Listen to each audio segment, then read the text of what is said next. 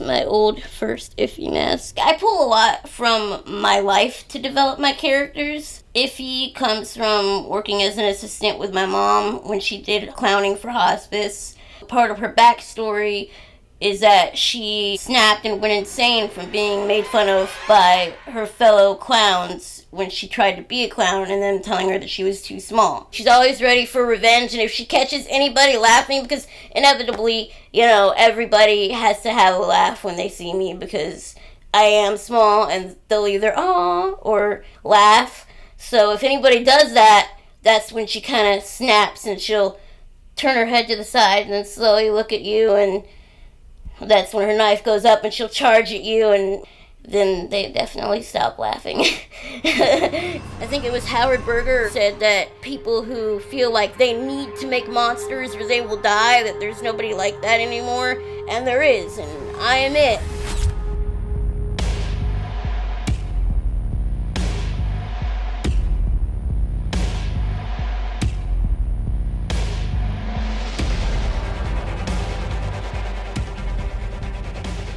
Now I'm going to make the cut off legs of my costume.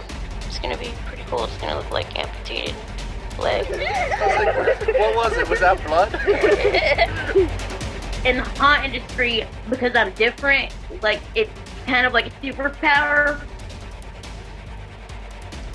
Hey everybody, Tiffany here, aka T-Rex Talent. T-Rex Talent is a haunt actor, special effects makeup artist, prop builder. So check it out.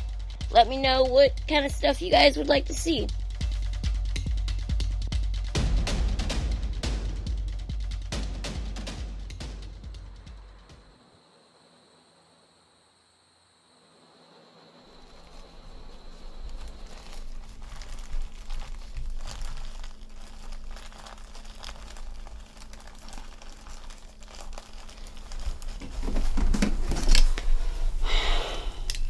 Safety glasses. These are actually kids' safety glasses because I have a small head. This is going to be the support for my Frankenstein head over there, so that I'm going to drill a hole into his body, which is right there, and then he already has a hole in the head.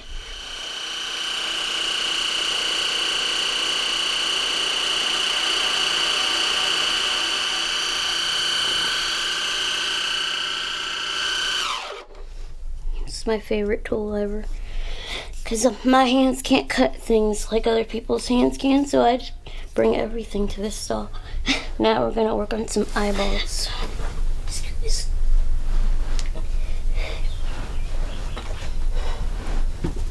This part always takes a minute.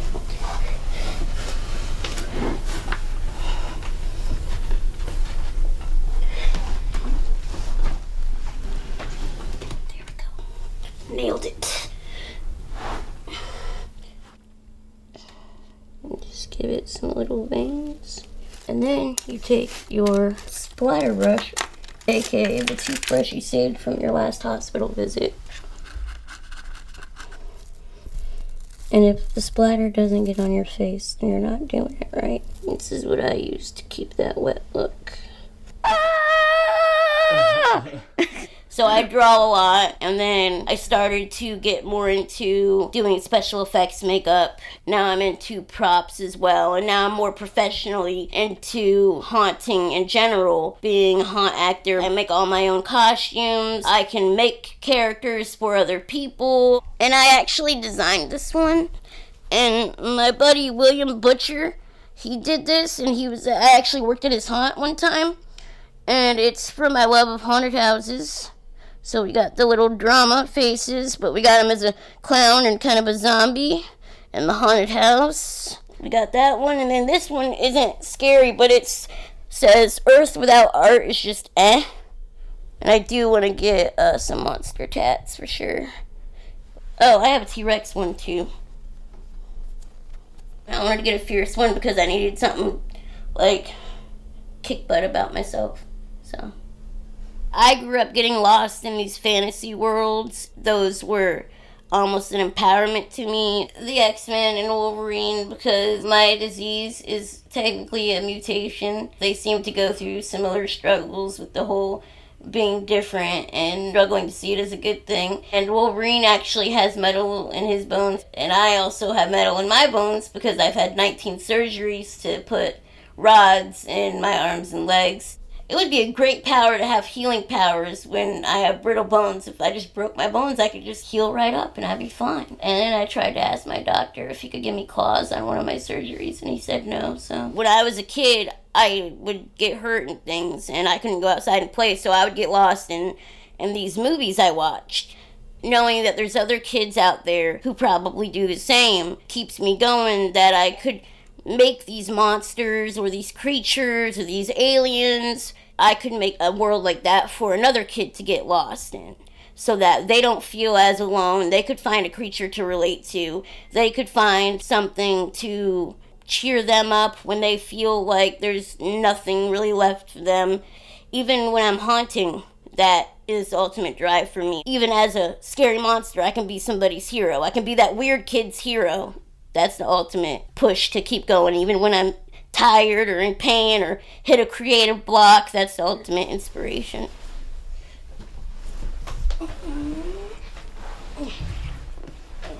Well, my dad initially got me into horror. My mom's been a huge support. She goes to every haunt with me. When I joined the circus, she went with me and lived in the circus with me. They wanted to put her in a special school. No, she's going to a regular school. Oh, she can't walk across the stage because it's not wheelchair accessible. Oh, you're going to make it wheelchair accessible. She's going to do what the other kids do. And I fought tooth and nail for everything. And then she wanted to do the haunted house. She was, about 14 when she started with the haunted house. And that was the best haunt family ever. They even made a cage, especially for her, so that she could be right up front. Immediately fell in love with everything about the haunt industry. They were really great about working with my disability and keeping me safe and letting me be a prime scare. Everywhere else I've kind of gotten made fun of for being different, but in the haunt world, it's the opposite. It's they're like, you're the perfect shape and the perfect size. It's great. This is her, and they immediately put her on morphine because she was in so much pain. Hospice met me at my door when she was first born. She stayed in the hospital for 2 weeks, and they said she wasn't going to live, and they offered to put her in an assisted living home for children. And I said, no, y'all aren't doing anything I can't do for my child. She's not going to die. I'm taking her home. And that's the first time I got to hold her. Bring her home on the pillow, because a sneeze she could break. A yawn she could break.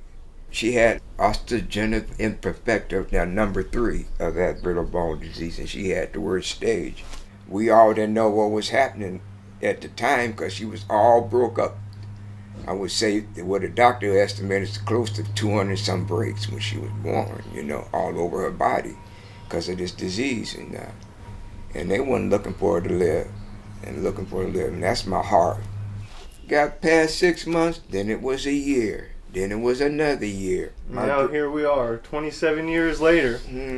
With Tiffany. And she's still here. Tiffany. Doing just fine. Doing just fine. And it really just speaks to her fighting spirit. It's a hell of a disease. The simplest thing could break her bones. It doesn't take a lot of force. She has her bad days like anybody else, but for the most part, she definitely does not let it keep her down. She does not let it stop her from doing what she wants to do. Even in the worst times in life, there's always something to hold on to. There's always a light, and I think she's good about, just embodying that in general. What's up, guys? So I have this new idea to start making videos of props you can build from stuff from the Dollar Tree. My prop notebook here. My shopping list here. We'll be driving down the road. She wants to stop and get something out of the garbage. But I need that, Mom. What the heck do you need? I got an idea. I'm like, what are you going to do with these cotton balls? What are you going to do with this glue? What are you going to do with this? And the next thing you know, she's built something out of it. And it's awesome. The Tom Savini School, it's Douglas Education Center, the Tom Savini program. For the finale of Face Off, for the very last episode, they had a contest, and it was a zombie makeup and costume contests, and I competed, and a lot of the competitors were people that were actually in the school, and I won first place, and that was like one of the most proudest moments of my life. My very first haunt character that I developed myself was Scare Bear, because in high school everybody called me Tiffy Bear.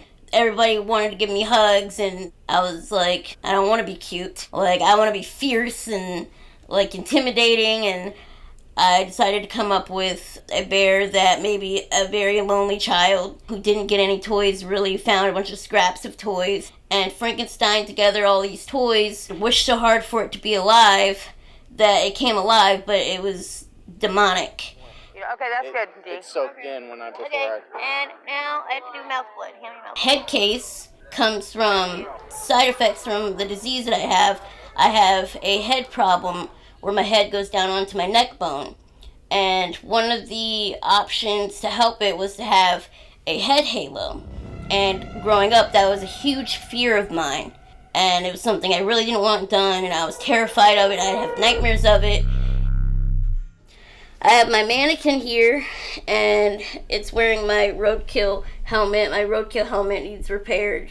It's been through some stuff. Roadkill, that just pretty much came from wanting to be a kick-butt character. There's never any, like, post-apocalyptic wheelchair characters, and there needs to be one. And this lady was like getting in her van. I'm like, honey, what happened? Are you okay, you know?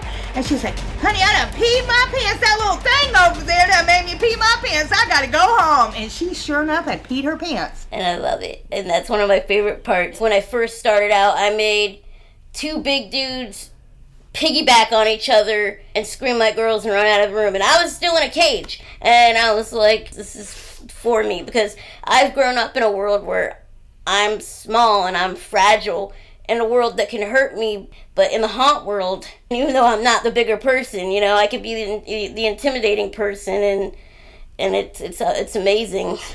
These were the fangs from my character Tabitha. It's Tabitha the Demon Baby. That one is inspired by the name. I was supposed to be named Tabitha because my mom was bewitched. And the demon baby is, I've heard things that babies that were born like me or with different defects, that they would basically like throw them out to the wilderness. This baby was thrown out to the wilderness, came back evil, you know, revenge. And so that one didn't really end up being very popular, but I had to come up with a character for a family-friendly haunt at the time. So I was like, okay, a demon baby. Because I am in regular life kind of like so laid back, that's what my characters do for me, is they let that side out in a safe environment to where I know that in the end nobody's gonna end up fighting, nobody's gonna end up being mad at anybody, and then people still have a good time. You know, there's a part of me that is mad at the world that so much of the world is not adapted for somebody like me, or so much of it is difficult for somebody like me. And so in the haunt world, whatever bad day I'm having, I could always take it out. I wanted it to be a demon of pain, so I thought of how pain would warp somebody's face if you were to embody pain, and how warped it would look. The crack is because I break bones and get a lot of headaches, and I wanted to do the kind of mouth like this, more shut almost. There's a lot of times where I kind of just want to scream in pain, but I don't. It's easier to stop something if you can see it.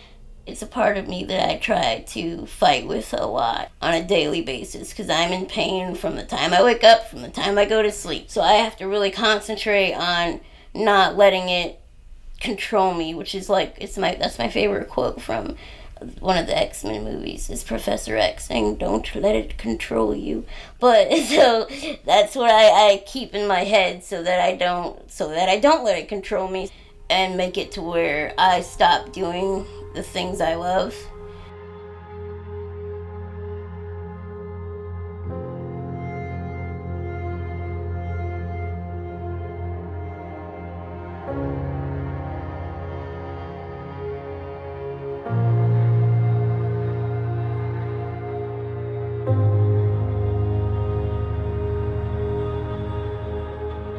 Like, I need to make monsters. I need to live my passion, or I feel incomplete.